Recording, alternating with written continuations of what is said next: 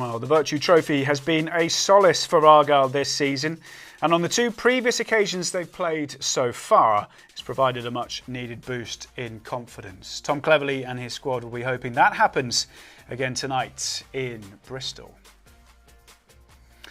Well, Argyle and Bristol Rovers are already through to the knockout stages and hold unbeaten records in Group B. However, this is far from just a dead rubber. Argyle winless in almost 6 weeks, devoid of a bit of confidence and on the edge of a bit of a crisis. Bristol Rovers, though, aren't faring much better. They're winless in their last 4 in the league and have just the one victory since the start of October. A catalyst for improved fortunes is what is at stake tonight. Hello, good evening. I'm Charlie Price. This is the pre-match show on Matchday Live from Argyle TV. Now, on paper, not a lot would normally be given in terms of significance to a Virtue Trophy group stage game where both sides are already qualified. However, for both Argyle and Bristol Rovers, tonight is a chance to turn their poor form around and maybe kickstart their league seasons. Both sides are already through to the knockout rounds. However, you can bet your bottom dollar that this fixture will not be taken lightly at all. Our match passes, both audio and video, are available to purchase on the website right now. If you are an Argyle TV subscriber, whether that is overseas or in the UK, then you get this match as part of your package. If not, head to pafc.co.uk for all of the details. Now, joining me tonight is the former Argyle defender, Brian McGlinchey. And Brian, yeah, on paper, dead rubber, both sides through. No one really cares. Virtue Trophy, lowest rung in terms of importance for teams, maybe at the start of the season. Yeah. Not tonight. No. For either side. No, players are playing for spaces in the team for the league campaign. People are trying to find form. Managers are trying to get the best formation, get the best out of it. So yeah, lots to learn tonight, and both teams really need a good performance tonight. You know, you look at the form of both sides; they're struggling of late, and it just shows you what confidence can do. If both teams are probably really at rock bottom at the moment, they need something to give them a bit of a lift. If you look at the last couple of games that Argyle have played in this competition, the wins against Cheltenham and the win against Spurs under-21s. Yeah. Cheltenham, Talai got his first 2 goals. We went on and I think we beat Stockport 4-2 in the next game. Yeah. The next game after Spurs, we beat Burton 4-0. So in both games after the Virtue Trophy matches, we've scored 4 goals. Yeah.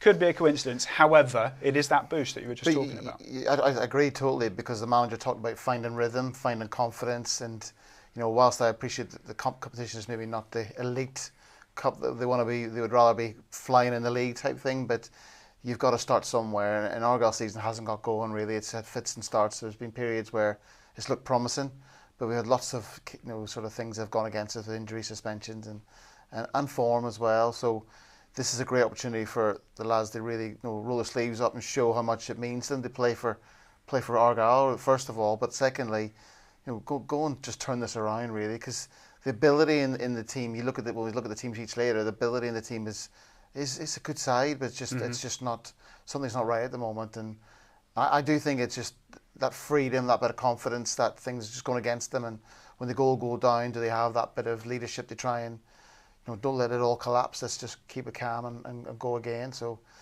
yeah, I think there's lots of things they can improve, but I think it's about just staying calm and relaxing and going. There's lots we can do well out here. The season isn't over. You look at we were talking offline about the difference between top and bottom and points, and closest has ever been. I was told actually by I'll give him a name check, Dan Bowen. 15 points between top and bottom in League One.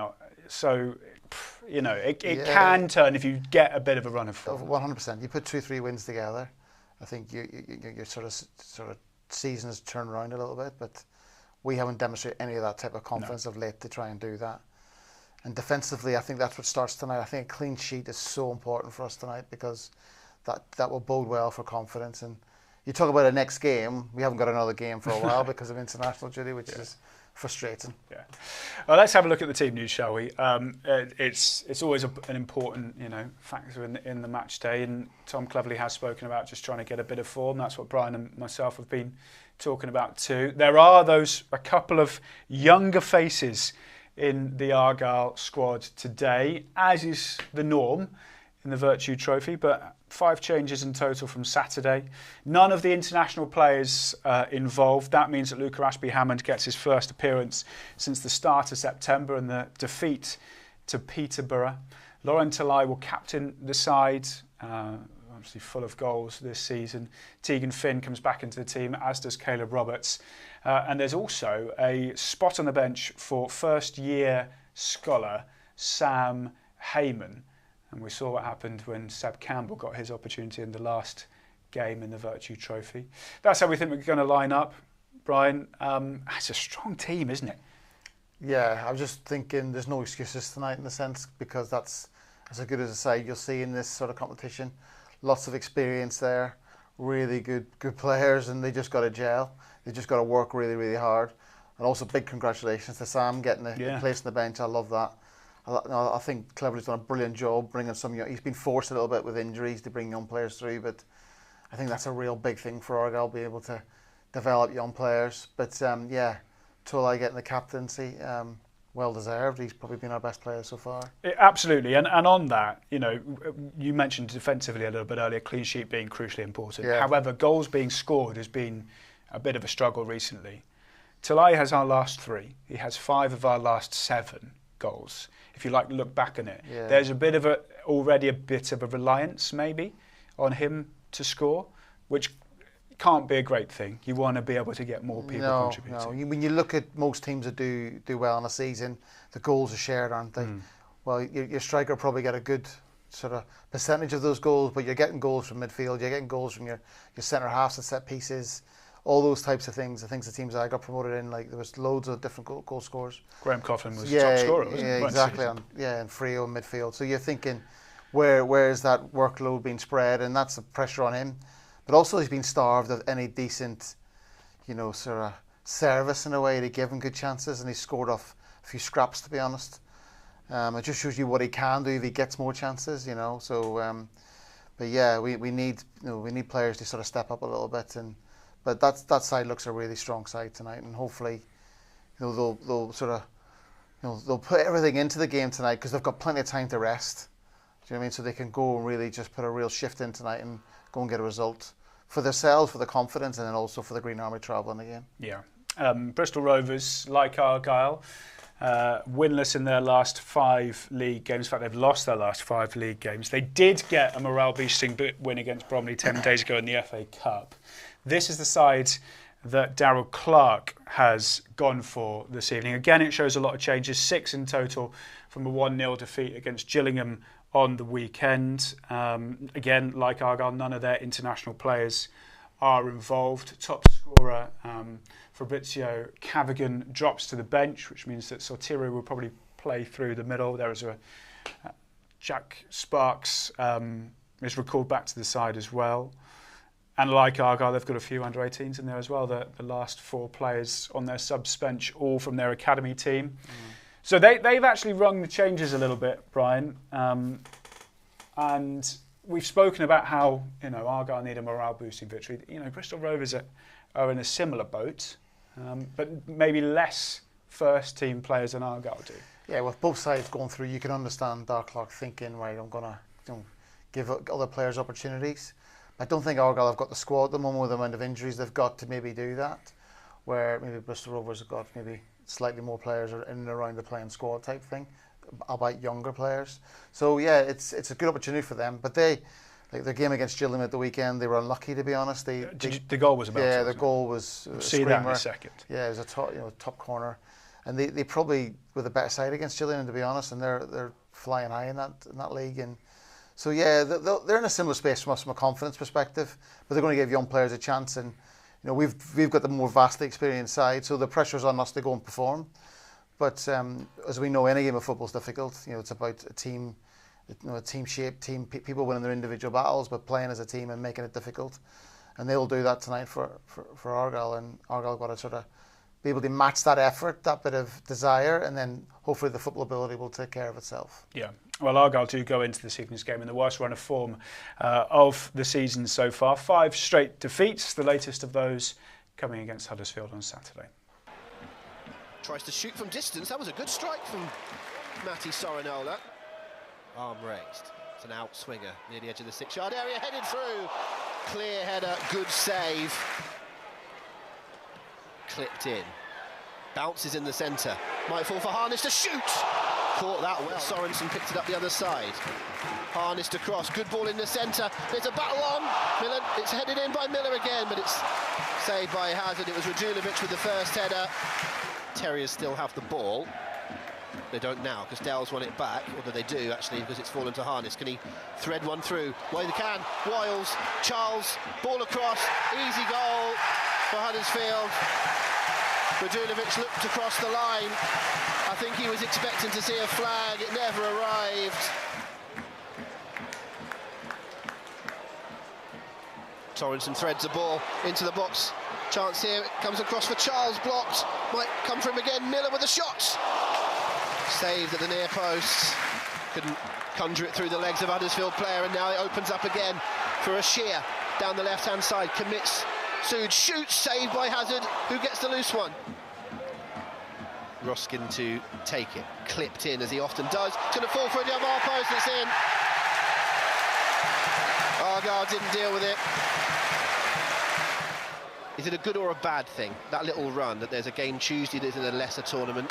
Well, not less, well, I don't want to say lesser tournament, but certainly a... well, let's break off because Ashir has the ball here for Huddersfield. Shoots, scores.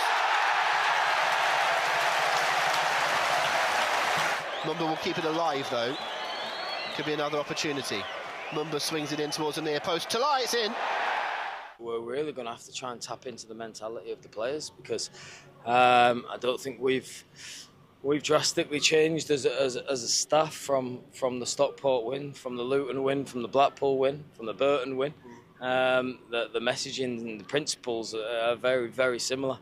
What has changed is the mentality of the players and the confidence, which is normally football. I went through it as a player, and it's my job to try and usher them through that and guide them out the other end. The problem we're suffering from is it's not just one or two players that are suffering from it.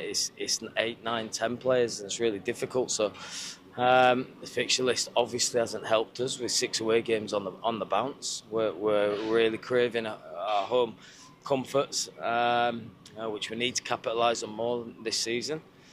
But we will work harder than ever and really knuckle down. And like I said, a competition we're top of the league in and can take a bit of positivity for that. Yeah, what are your thoughts on what he said there, Brian, in terms of the mentality is gone?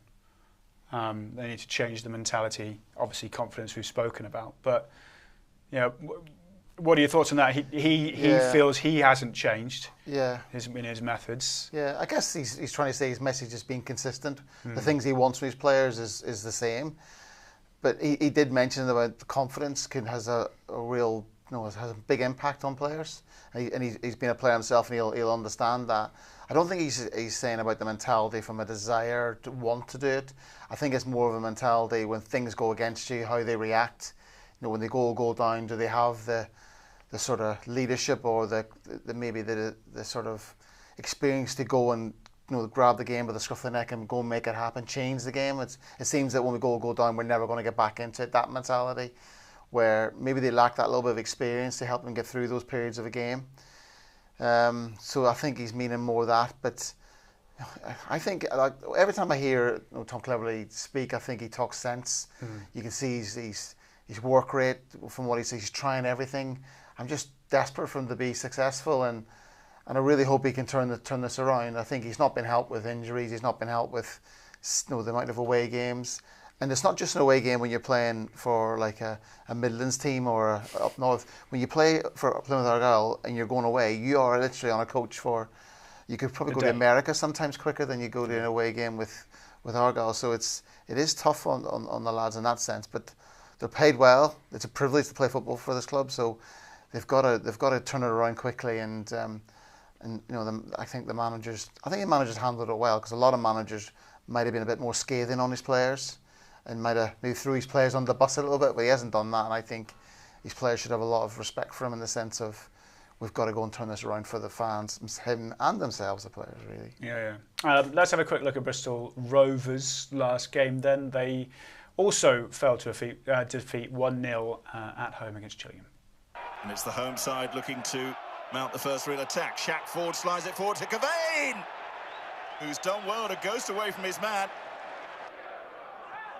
And he'd be pleased enough with what he's seen from his team so far. And they're mounting another attack here. Josh Andrews making his presence felt. Clark will step up for the spot kick, and it's easily saved by Southwood. Ford will take on Clark again. It's been a handful in this first half. Into the penalty area, and he delivers the cross, and all the way to the back post at times in this second half. And that's neatly done. Cottrell finding some space will get the shot away, just wide. Hutton has done well to skip away from Mola and will deliver the cross first time. Partially cleared, but here is Clark who will try one! Oh, what a finish from Max Clark! And it is redemption. Thomas again. Into the penalty area it goes. Gillingham heads it away. Sparks will loft it back towards that back post. They haven't cleared it. Zaka with a shot. It's blocked on the line. Recent results in the league have obviously been, performances have been woeful. I thought the performance was better, but we still lose a game. So I'm frustrated to dominate large periods for it and not come away with a win. I'd have been raging with a draw, to be honest with you. So we've got to do better. We've got to do better in that final third. We get the ball there enough. I still think, I just said it to my players there, there's 25% more to come from my forward-thinking players, and I need that more. And I'm sure they'll come to the party, you know, because we've got players that have done well, but we need to have more end product than we had today, even though we've pretty much been dominant. And but hard luck stories I don't do. We have to be better. Now, after a few defeats, is it about just getting a point, getting a win anywhere you can? Just try and win your next game, Tuesday night. And Tuesday night, it's only a few days' time. Is it a real chance to be able to get a win on the board? Yeah, it is. Yeah. We'll go. We'll reset ourselves. We'll review how the game went, what we could have done better with. Certainly the opportunities, what we can use the ball better and cause more problems to create more opportunities. And then we get going again Tuesday night. Just looking at both Darryl Clark there and Tom Cleverley, it made you think, why would you want to be a football coach? I was thinking exactly the same thing, to be honest. They both look the words on their shoulders a little bit. Yeah. Again, understand, you can see maybe they're not sleeping well, and it just shows you the impact football does have on people's lives, really. But yeah, the difficult job when things aren't like football's it's the best game in the world when it's going your way. When you win on a Saturday or whatever, and you win a game of football, you get on that coach or whatever. It's brilliant. The travelling you don't mind the travelling. Exactly. You can travel as far as you want. Yeah. Honestly, it's weird. But then when you lose a game, it ruins your next couple of days, and that's how football can really affect you. And that's what the Argyle players are going through at the moment. They lose a game, lose another game. It's just difficult to get out of. So they just need something to go their way, a bit of luck, and fingers crossed that they'll get over this difficult period and look back and go, we're a better side for it. Yeah. And actually, that can be the case, can't it? Like you can build something, certainly if you do get out of it from a team perspective, from a bit of adversity and criticism and siege mentality. Yeah, 100%. I think you've got, as a footballer, you've got to be able to take that little bit of criticism. You've got to be honest with yourself and go, can't feel sorry for yourself. I think that's what maybe losers do, in a sense. They really, it's really tough. We've got loads of away games, loads of injuries. I think if you don't feel sorry for yourself and you think and be honest and look, how do I improve, then you will turn the corner. But every team's vying for points, vying for places. So it's difficult. Football's a really difficult sport, and there's no bad teams anymore. Really, it's difficult to pick up results. So but looking at that team tonight, I don't want to put pressure on Argyle lads in a way, but they should be probably getting the results tonight with that team that got out there. Yeah, okay. Brian, thank you. We'll be back at half-time. We do actually have a look back at the last time we spoke to Derek Adams, who, if you don't know, was announced earlier today as the club's new director of football. So that is to come at half-time. We do have the small matter, the first 45 minutes before that, though.